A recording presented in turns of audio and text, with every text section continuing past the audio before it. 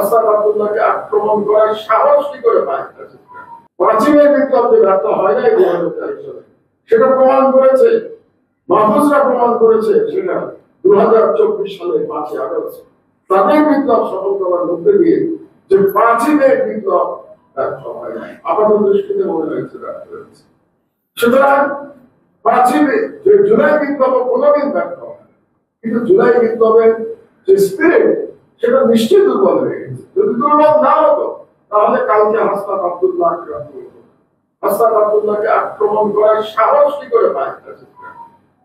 প্রকৃত শক্তি সাহস পাচ্ছে মানে আমাদের মধ্যে ঐক্যের অভাব করেছে, একতা চলে গেছে এবং ফ্যাসিবাদ আবার মাথা ছাড়া দিচ্ছে, যারা এতদিন লুকিয়েছিল এই 8-9 মাস। তাহলে বর্তমান সরকারের দুটি কাজ অবশ্যই করতে হবে। একটি কাজ করতে হবে, যারা এই ফ্যাসিবাদ কায়েম করেছিল, যারা ফ্যাসিস্ট এই হত্যাকাণ্ডের অত্যাচারের মধ্যে জড়িত ছিল, তাদের বিচার করতে হবে। একটা বিচারের প্রসঙ্গে আবারও ব্যক্তিগত প্রসঙ্গে আমি চলে আসি।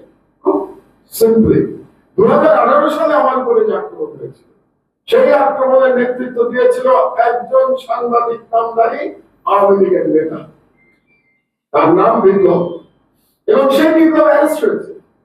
তার জন্য আপনারা অ্যারেস্ট হয় নাই, সে বিপ্লবের মামলা হয়েছে, অ্যারেস্ট হয় নাই, তার জন্য আজকে সাংবাদিক নেতারা মায়া কান্না করছে।